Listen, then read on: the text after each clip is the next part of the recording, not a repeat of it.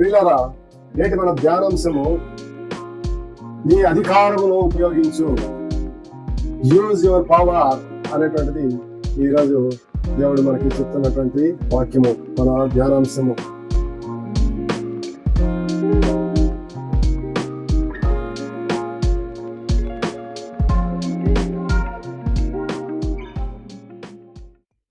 Hey everyone, before we go further, do not forget to click on the subscribe button and on the bell icon so that you will not miss our videos.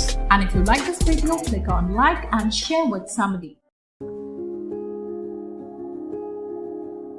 క్రీస్తునందు ప్రియమైన వారలారా, మన ప్రభువైన యేసుక్రీస్తు నామమున ఈ ఉదయకాల శుభములు వందనములు తెలియజేస్తున్నాను. Fashion light house Manipal Sunday evening online Telugu service కు క్రీస్తునందు ఆహ్వానిస్తున్నాం. ప్రియులారా, నేటి మన ధ్యానాంశము నీ అధికారమును ఉపయోగించు, యూజ్ యువర్ పవర్ అనేటువంటిది ఈరోజు దేవుడు మనకి చెప్తున్నటువంటి వాక్యము, మన ధ్యానాంశము. దీనికి సంబంధించినటువంటి దేవుడు ఇచ్చిన వాక్యాన్ని చదువుకుందాం. మరి నిర్గమాకాండము 14వ అధ్యాయము 15-16 వచనములు రాయబడినటువంటి మాటలు చదువుకుందాం. నిర్గమాకాండము 14వ అధ్యాయము 15వ వచనం. అంతలో యెహోవా మోషేతో, నీవేళ నాకు మొరపెట్టుచున్నావు, సాగిపోవుడి అని ఇశ్రాయేలుతో చెప్పము. నీవు నీ కర్రను ఎత్తి ఆ సముద్రం వైపు నీ చేయిని చాపి దానిని పాయలుగా చేయము. అప్పుడు ఇశ్రాయేలీయులు సముద్ర మధ్యమున ఆరిన నేల మీద నడిచిపోవుదురు. ఈ యొక్క మాటలు మరి ఏ సందర్భంలో రాయబడినవి, ఎక్కడ మరి ఎవరి కొరకు రాయబడినటువంటి అనేటువంటి విషయాలన్నీ కూడా మనకి తెలుసు. మరి వాటి గురించి ఎక్కువగా మనము అంతకుముందు జరిగిన విషయాలన్నింటి గురించి ధ్యానం చేయడానికి సమయం లేదు కనుక బ్రీఫ్ గా ఆలోచిస్తే, ఇశ్రాయేలీయులు ఐగుప్తు దేశంలో 430 సంవత్సరాలు బానిసలుగా ఉన్నారు. వారు పెట్టిన మొర ఆలకించి దేవుడు వారు విడిపించడానికి ఆయన మోషేను పంపిస్తాడు. మోషే నాయకత్వంలో ఇశ్రాయేలీయులు మరి ఐగుప్తు చెరలో నుండి బానిసత్వంలో నుండి విడుదల చేయబడతారు.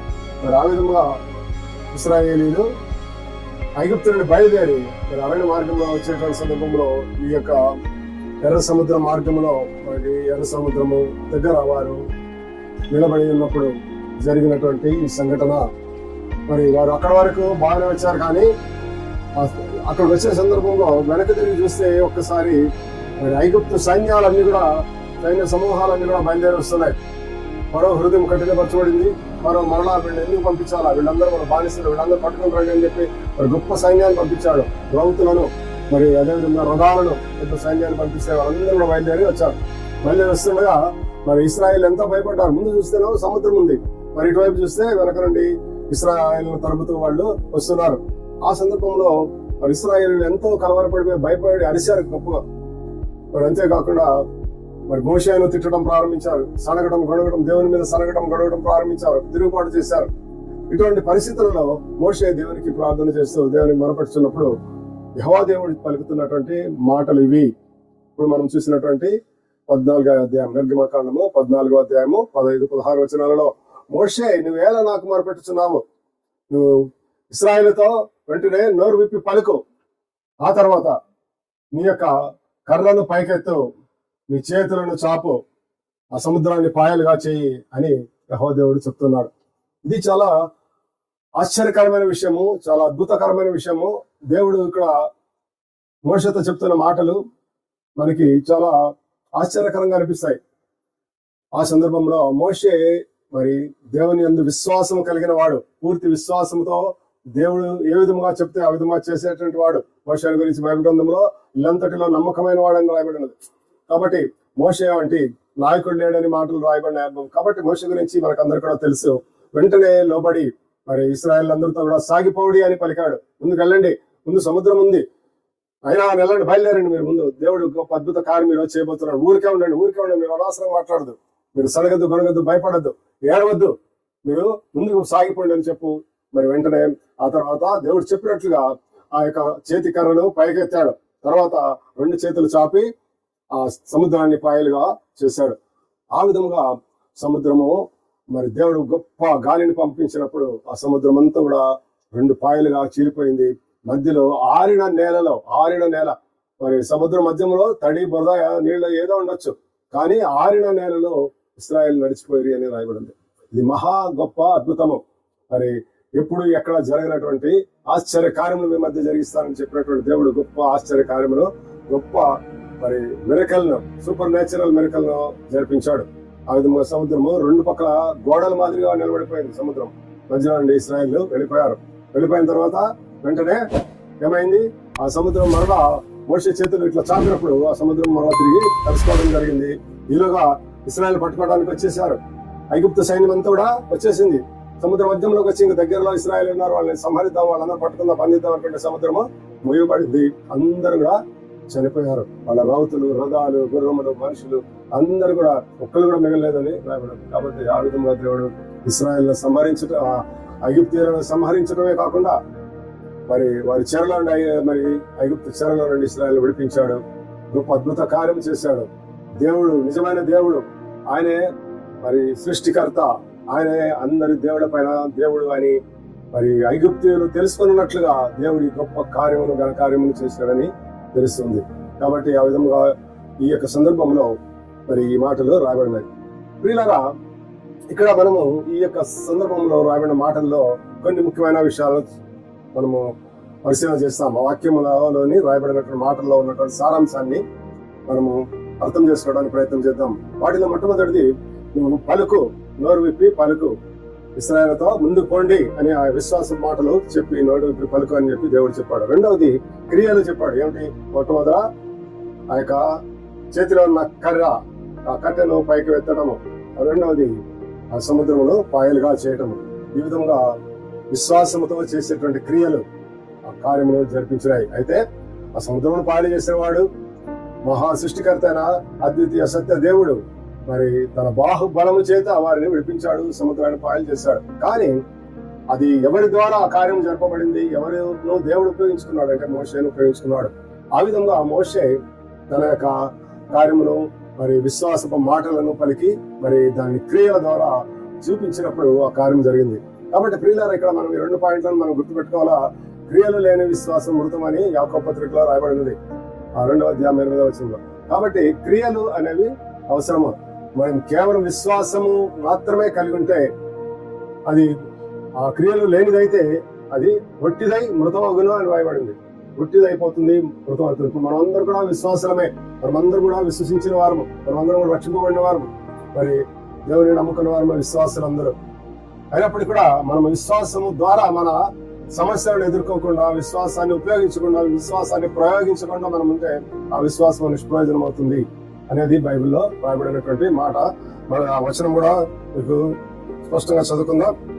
మరి యాకోబు పత్రిక 2వ అధ్యాయం 17వ వచనం, విశ్వాసం క్రియలు లేనిదైతే అది ఒంటిగా ఉండి మృతమగును. ఈ మాట మేము అందరూ కూడా గుర్తుపెట్టుకోవాలి. విశ్వాసం క్రియలతో కూడినది. మనము ఆ ఉదాహరణకు మనకు అందరూ కూడా తెలిసినటువంటి చిన్నప్పటి నుండి వింటున్నటువంటి మాట, గాలిలో దీపం పెట్టి దేవుడా దేవుడా అంటే ప్రయోజనం లేదని. ఆ దీపానికి కొంచెం చేతులు అడ్డం పెట్టినప్పుడు మరి ఆ దీపం ఆడిపోకుండా ఉంటుంది. కొంచెం చిన్న పనులు మనం కూడా చేయాలి, మన కార్యములు కూడా మనం చేయాలా, దేవుని యొక్క ఆశీర్వాదం కూడా మనం అక్కడ చూడగలుగుతాం. దేవుడు ఏ కార్యములో భూమి మీద చేయాలన్నా కానీ దాని కొరకు మనిషిని ఉపయోగించుకుంటాడు అనే విషయాన్ని మనం తెలుసుకోండి. పరిశుద్ధాత్మ ద్వారా మనలను దేవుడు తన పరిచర్యకు ఉపయోగించుకుంటున్నాడు. పరిశుద్ధాత్మ ద్వారా మన ద్వారా మనం ఒక నోటి బోరగా లేక ఒక మైక్ పీస్ గా వాడుకొని ఆయన మాటలను మనకి వినిపించేస్తున్నాడు. కాబట్టి ఆయన డైరెక్ట్ గా అక్కడ నుండి మాట్లాడటం లేదు. కాబట్టి ఈ విధంగా మనిషి చేయాల్సిన పనులు కూడా ఉన్నాయి. మనిషిని ఉపయోగించుకొని దేవుడు చేస్తాడు. కాబట్టి మనిషి మొట్టమొదటిగా మార్పు చెందాలా. ముందుగా విశ్వాసము, తర్వాత రక్షణ, దేవుని యొక్క కృప. విశ్వాసం ద్వారా, దేవుని కృప ద్వారా, కేవలం దేవుని కృప ద్వారానే మనం రక్షింపబడ్డాం. మనము మన అయోగ్యములు అపాత్రులమైనప్పటికీ దేవుని కృప చేత మనం నీతివంతులుగా తీర్చబడ్డాం. మన పాపములన్నీ కూడా క్షమించబడిన యేసు రక్తం ద్వారా ఈ విశ్వాసంతోనే మనము నీతివంతులుగా జీవిస్తున్నాం. ఆ విశ్వాసము అనేటువంటిది మనకి అప్పుడు ఇవ్వబడింది. అదే విధంగా పరిశుద్ధాత్మ చేత మనల్ని ముద్రించినాడు అని రాయబడినది. ఆ విధంగా మనము ఆత్మ ద్వారా నడిపింపబడటానికి, దేవుడు సదాకాలం మీతో ఉంటానని చెప్పిన మాట నెరవేర్చడానికి పరిశుద్ధాత్మ దేవుని మనలో ఉంచి ఉన్నాడు. చదవబడినటువంటి మాటల్లో విన్నట్లుగా మరి ప్రజలు మోషేకు వ్యతిరేకంగా తిరుగుబాటు చేయటము, మోషేని తిట్టటము, నోటికి వచ్చినట్టు మాట్లాడటము, ఏమి ఐగుప్తుల సమాధులు లేవా, ఇక్కడ తీసుకొచ్చి మమ్మల్ని సమాధానం చేయాలంటున్నాం. మేము నీకు చెప్పినట్టు విని మేము ఎందుకు బానిసలుగా, మరి ఎందుకు మేము నీతో రావాలి, మేము వాడికి లొంగిపోయి వాళ్ళ దగ్గర బానిసలుగా ఉండి అక్కడే మేము బాగా తిని బాగా నిద్రపోతా ఉంటుంది, నువ్వు ఎందుకు మమ్మల్ని తీసుకొని వచ్చావు అన్నట్టుగా వాళ్ళు ఇష్టం వచ్చినట్టు మాట్లాడటం, దేవునికి వ్యతిరేకంగా సరగటం, కొరగటం చేశారు. అటువంటివి మన జీవితంలో కూడా మరి జరుగుతూ ఉండొచ్చు, జరిగి ఉండవచ్చు, జరగబోవచ్చు.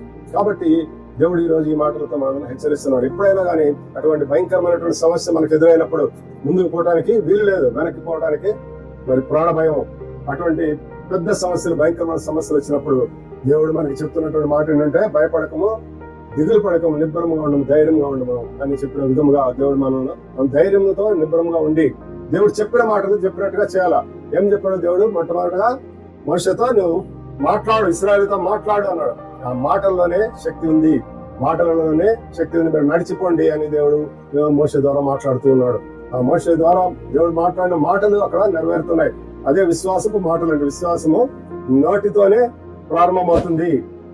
ఆ నోటి మాటలకు క్రియేటివ్ పవర్ అనేది దేవుడు ఇచ్చి ఉన్నాడు. మరి దేవుడు కూడా ఈ లోకమంతటిని సృష్టించింది ఏ విధంగా? నోటి మాట చేతనే. నా జీవితంలో కూడా అనేక సందర్భాలలో మరి అనేక రకరకాల రోగాలు వచ్చినప్పుడు మరి దేవుడు చెప్పినటువంటి వాక్యాల మాటలను బట్టి నేను కొన్ని చేసినప్పుడు వెంటనే పూర్తి స్వస్థత, ఆరోగ్యాన్ని నేను పొందుకోగలిగాను. ఒకప్పుడు కాళ్ళు రెండు వాసి మరి కాళ్ళు నొక్కినప్పుడు గుంటలు పడుతుండే. మరి డాక్టర్ దగ్గర పోయినప్పుడు మరి బీపీ టెస్ట్, లేకపోతే ఆ టెస్ట్, ఈ టెస్ట్ అనే రకాల కిడ్నీస్ ప్రాబ్లమ్ అనే రకరకాలుగా టెస్టులు చేశారు. మరి వాళ్ళు అనేక మందులు ఇచ్చారు. బీపీకి రకరకాల మందులు ఇచ్చినప్పుడు కూడా అది పని చేయలేదు. అట్లా 2 years నేను సఫర్ అయ్యాను. అయితే ఒకసారి ప్రార్థన చేస్తున్నప్పుడు మరి దేవుని వాక్యం ద్వారా నేను ఒక మందు అనేటువంటి దాన్ని ఆ దేవుడు నాకు ఇవ్వమని చెప్పి నేను దేవుని ప్రార్థించినప్పుడు, is the best medicine for BP అని రాయబడి ఉంది. కరెక్ట్ గా మాటలు దేవుడు నాకు చూపించినట్టుగా కనబడి అనమాట. ఎప్పుడైతే ఇది వాడానో వెంటనే తగ్గటము, వెంటనే కాళ్ళు వాపులు పోవటం, 2 సంవత్సరాలు ఉన్నటువంటి కాళ్ళు వాపులు తొలిగిపోయినాయి. కాబట్టి దేవుని యొక్క సలహాలు, సూచనల ద్వారా అట్లాంటి చాలా ఉన్నాయి, చాలా చెప్పాలంటే చాలా ఉన్నాయి. మరి సలహాలు, సూచనల ద్వారా మనం నడిచినప్పుడు దేవుడు అద్భుత కార్యములు, ఆశ్చర్య కార్యములు చేస్తాడు. మరి ఇక్కడ ఒక చిన్న విషయాన్ని మనము ఈ టైటిల్ మనం చూసాం, నీ శక్తిని, అధికారాన్ని ఉపయోగించు అనేటువంటి మాట. దేవుడు మనకి శక్తిని, అధికారాన్ని ఇచ్చాడు. దేవుడు మనకి శక్తిని, అధికారం ఇచ్చాడు. పాత నిబంధన గ్రంథంలో చూస్తే మరి కొంతమంది అభిషేకించబడిన వారికి మాత్రమే, అంటే మోషే లాంటి వాళ్ళ నాయకులు, ఏలియా వంటి నాయకులు, వీళ్ళందరికీ మాత్రమే, వీళ్ళందరూ కూడా దేవుడు అభిషేకించి వారి శక్తిని, అధికారం ఇచ్చాడు. మరి మాకు అందరి ప్రజలకు ఇవ్వలేదు కాబట్టి మాకు కూడా లేదు అని చెప్పి అనుకోవడానికి వీలేదు. నూతన నిబంధన యేసుక్రీస్తు ప్రభు ద్వారా మనకు అందరికీ ఈ శక్తి, అధికారము ఇవ్వబడినది. మొట్టమొదటిగా మనం అందరం శిలువలో చేసిన కార్యాన్ని బట్టి అంధకార సంబంధమైన అధికారం నుండి విడుదల పొందాము. ఆ అధికారం మన మీద ఉన్నటువంటి అధికారము దేవుని అధికారమే. కాబట్టి దేవుడే మనకు శక్తిని ఇచ్చాడు.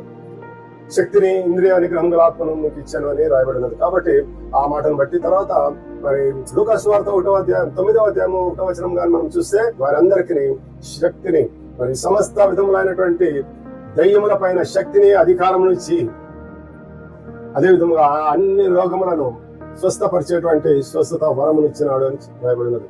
కాబట్టి ఆ స్వస్థపరిచేటువంటి అధికారము, మరి దెయ్యములను వెళ్ళగొట్టేటువంటి అధికారము, దెయ్యములను విడుదల చేసేటువంటి శక్తిని, దయ్యపు కార్యములన్నిటినీ మరి మనము విడుదల చేసి ఆ వ్యక్తులను రక్షించేటువంటి శక్తిని, అధికారాన్ని దేవుడు మనకి ఇస్తున్నాడు. కాబట్టి శక్తిని, అధికారమును అనే మాటలు యేసుక్రీస్తు ప్రభు అందరికి ఇచ్చేనని ఉంది. అది విశ్వాసంతో మనం తీసుకున్నప్పుడు మనకు కూడా ఆ శక్తి, అధికారము వస్తుంది. మరి అక్కడ కూడా మనకు కొంతమంది డౌట్ రావచ్చు. కొంతమంది ఈ వాక్యం చదివిన వాళ్ళు ఉంటారు. వాళ్ళు ఏమనుకుంటారంటే ఇది శిష్యులకు ఇచ్చాడు కదా, మనకు కాదు అని అనుకుంటారు. కానీ మనందరం దేవుని శిష్యులమే. చూడండి 28వ మత్తయి సువార్త 28వ అధ్యాయము 18వ వచనంలో చూస్తే, సర్వలోకములకు వెళ్లి సర్వసృష్టి సువార్తను ప్రకటించుడి, అందరినీ కూడా నాకు శిష్యులుగా చేయడి అని అక్కడ రాయబడినది. శిష్యులుగా చేయటం. ఆ విధంగా మనం అందరూ కూడా శిష్యులము అయ్యాము. లోకం నందును భూమి అందరూ నాకు సర్వాధికారములు ఇవ్వబడి ఉన్నాయి. కాబట్టి మీరు వెళ్లి సమస్త జనులను శిష్యులుగా చేయుడి. సమస్త జనుల్లోనే ఉన్నాం, మనం అందరం కూడా శిష్యులమే. సమస్త జనులందరూ కూడా శిష్యులుగా చేయబడ్డాము అనే మాటలు. తర్వాత అదేవిధంగా ఇంకొక మాట కూడా మీకు చూపిస్తాను. అన్ని స్వార్థలు కూడా ఈ మాట రాయబడిన అధికారము మరి మనకి ఇవ్వబడినది. శిష్యులకు ఇచ్చినటువంటి అధికారము ప్రజలందరికీ, నమ్మేవారికి, దేవుని వాక్యంలో ఉన్న వారందరికీ కూడా ఇవ్వబడింది అనే విషయాన్ని నేను మీకు తెలియజేస్తున్నాను. ఇక్కడ యోహాను సువార్త చూడండి. యోహాను సువార్త 8వ అధ్యాయం 31వ వచనం, మీరు నా వాక్యమునందు నిలిచిన వారైతే నిజముగా నాకు శిష్యులైండి సత్యమును గ్రహించదురు. వాక్యమునందు ఎవరైతే నిలిచి ఉంటారో వారందరూ కూడా శిష్యులు. కాబట్టి మనం అందరం కూడా వాక్యంలో నిలిచి ఉన్నారు. మనం అందరం దేవుని వాక్యంలో చదువుతాము, వింటాము, మరి ప్రార్థన చేస్తున్నాం. మనమందరం కూడా విశ్వాసులము, మనమందరం కూడా రక్షింపబడిన వారము, మరి మన అందరం కూడా శిష్యులము. కాబట్టి మనకందరికి ఆ అధికారము, శక్తి ఇవ్వబడినది యేసుక్రీస్తు ప్రభు ద్వారా. ఏ అధికారము? దెయ్యముల పైన అధికారము, రోగముల పైన, సమస్త రాయబడింది. సమస్త విధములైన వ్యాధులు, రోగముల పైన శక్తిని, అధికారాన్ని దేవుడు ఇచ్చాడు. అదే విధంగా సమస్త విధములైన దెయ్యముల పైన, శక్తుల పైన దేవుడు అధికారాన్ని, శక్తిని మనకు ఇచ్చి ఉన్నాడు అనే విషయాలను మనం తెలుసుకోవాలి. అయితే ఈ శక్తిని, అధికారాన్ని వినియోగించేటువంటి పద్ధతి మోషే ద్వారా దేవుడు మనకి చూపిస్తున్నాడు. మరి మోషే ఏ విధంగా నోటితో మాట్లాడాడు, తర్వాత తన చేతుల ద్వారా ఆ క్రియను చేశాడు. విశ్వాసపు క్రియలు, విశ్వాసపు మాటలు, అవి ఆ కార్యాన్ని జరిగించాయి. సూపర్ న్యాచురల్ ఫెయిత్ అనేది అక్కడ మనం చూస్తాం. అటువంటి విశ్వాసం మనకందరికి కూడా కలిగి ఉండి మనం అటువంటి మాటలను, అటువంటి క్రియలను చేయడం ద్వారా మనము స్వస్థత పొందుకోగలుగుతాం. అన్ని విధాల వ్యాధులను స్వస్థ పొందుకోవడమే కాకుండా ఇతరులు కూడా మనము స్వస్థపరుస్తాం. అదేవిధంగా మరి అన్ని రకాలైనటువంటి దెయ్యపు శక్తులు, మరి ఈ లోకంలో జరిగేటువంటి సమస్తమైనటువంటి అవినీతి కార్యములన్నిటికీ సాతాను శక్తులే కారణము. మరి పాపములు పడిపోవడానికి సాతాను శక్తులు, మరి అదేవిధంగా రకరకాల భయంకరమైనటువంటి సంఘటనలు మనం చూస్తుంటాం. కుటుంబాలలో మరి ప్రజలందరిలో కూడా, మరి సొంత వాళ్ళలో, బంధువుల్లో కానీ, దూరస్తుల్లో కానీ, మరి చుట్టుపక్కల కూడా, మరి కుటుంబాల్లో జరిగేటువంటి అన్ని రకాలైనటువంటి దేవునికి వ్యతిరేకమైన కార్యములన్నీ కూడా సాతాను కార్యములే, చీకటి కార్యములు, చీకటి శక్తుల ప్రభావం. వాటన్నిటి నుండి విడుదల పొందడానికి శక్తిని, అధికారాన్ని దేవుడు మనకి ఇచ్చాడు. మనకి అనేక సమస్యలు రావచ్చు, పెద్ద పెద్ద సమస్యలు. దేవుడు ఏమన్నాడు, యేసుక్రీస్తు ప్రభు అక్కడ ఆ సమస్యతో మాట్లాడమని మనకి చెప్తున్నాడు. మీరు దేవుని విశ్వాసం కలిగి ఉండండి. మీరు ఆవలించిన విశ్వాసం కలిగిన వారైతే ఈ కొండను చూచి ఎత్తి సముద్రంలో పడవేయబడము అని చెప్తే అది జరుగుతుంది అని చెప్పి ఏమాత్రం సందేహింపకుండా మేము ఆ మాట చెప్పినప్పుడు, ఈ యొక్క విశ్వాసములకు వ్యతిరేకమైన పదమే సందేహము. మరి విశ్వాసానికి ఆటంకాన్ని కలిగించేది ఏంటంటే సందేహము. మరి ఎప్పుడైనా కానీ ఏ విషయంలో డౌట్ పడినప్పుడు అది జరగదు. మరి విశ్వాసం మాటలంటే దేవుడు తప్పనిసరిగా చేస్తాడు, 100% చేస్తాడు అని విశ్వసించటము, ఆ విశ్వాసం మాటలు పలకటము, వాటికి సంబంధించిన కార్యములు మనము చేసినప్పుడు మనము తప్పనిసరిగా వాటిని 100% రిజల్ట్స్ మనము చూడగలుగుతాం. కాబట్టి ఈనాడు మరి ప్రజలారా, మరి దేవుని బిడ్డలారా, మన యొక్క జీవితాల్లో కానీ, మన కుటుంబాల్లో కానీ మరి అనేక సమస్యలు వస్తూ ఉంటాయి. రకరకాల సమస్యలు వస్తూ ఉంటాయి, మరి వచ్చి ఉంటాయి, లేకపోతే రాబోతున్నాయి. ఏదైనప్పటికీ కూడా అది ఎంత సముద్రం లాంటి సమస్య అయినప్పటికీ, ఒక కొండ లాంటి సమస్య అయినప్పటికీ దానిని విశ్వాసం ద్వారా మనము జయించగలుగుతామని దేవుడు ఈ రోజు మనకు తెలియజేస్తున్నాడు. మరి అటువంటి గొప్ప కృప దేవుడు మన అందరూ దయచేసి ఆ విశ్వాసం ద్వారా మరి విశ్వాస వీరులుగా ఈ లోకంలో జయించడానికి, జయకరమైన జీవితాన్ని జీవించడానికి, మరి లోకంలో జయించిన విజయం విశ్వాసమే అని మరి రాయబడినటువంటి మాటలు మన జీవితంలో నెరవేరడానికి దేవుడు అతి గొప్ప కృపను మనకు అందరికీ దయచేయను గాక. ఆమేన్. ప్రార్థన చేసుకుందాం. మహాపరిశుద్ధుడైన మా పరలోకపు తండ్రి, మీ వాక్యం ద్వారా మాతో మాట్లాడినందుకే మీ స్తోత్రం చెల్లించినాం ప్రభా. మీరు అనేక సందర్భాలలో మేము అవిశ్వాసంలో మరి భయపడేటువంటి పరిస్థితులు, బాధపడేటువంటి పరిస్థితులు, అనేక మంది ఏడ్చేటువంటి పరిస్థితులు, అనేక మంది మొరపెట్టేటువంటి పరిస్థితుల్లో ఉన్నారు. మరి మీరు ఈ రోజు వారందరితో కూడా మాట్లాడారు. మీ వాక్యం ద్వారా మాట్లాడినందుకే మీ స్తోత్రం చెల్లించినాం ప్రభా. మీ యందు విశ్వాసం కలిగి మీరు మరి కొండ లాంటి సమస్య అయినప్పటికీ, సముద్రం లాంటి సమస్య ఎదురైనప్పటికీ వారి వాటిలో నుండి మరి దాటిపోగలిగేటువంటి శక్తిని మీరు అధికారంలో మాకు ఇచ్చినందుకే మీ స్తోత్రం. ఆ శక్తిని, అధికారాన్ని వినియోగించడానికి సహాయం చేయండి. యేసుక్రీస్తు నామమున అటువంటి శక్తి, అధికారము మాకు ఇవ్వబడినందుకే మీ స్తోత్రం చెల్లించున్నాం. మరి దెయ్యములను వెళ్ళగొట్టేటువంటి శక్తి, మరి దెయ్య కార్యములు, సాతాను కార్యములన్నింటిని కూడా మరి బంధించి వేసేటువంటి శక్తిని మీరు మాకు ఇచ్చినందుకే మీకు స్తోత్రం చెల్లించున్నాం. ఆ శక్తిని, అధికారమును మేము ఉపయోగించి విశ్వాసంతో ఈ లోకంలో జయ వీరులుగా మేము జీవించడానికి సహాయం చేయమని అడుగుచు సమస్తమైన ఘనత మహిమ మీకే చెల్లిస్తున్నాం. యేసు నామములో ప్రార్థిస్తున్నాం తండ్రి. ఆమేన్. తండ్రి అయిన దేవుని ప్రేమ, కుమారుడైన యేసుక్రీస్తు కృప, పరిశుద్ధాత్మ దేవుని యొక్క అన్యోన్య సహవాసం మనందరికీ నీకు ఎల్లప్పుడు సదాకాలం తోడై ఉండును గాక. Amen. Praise the Lord. God bless.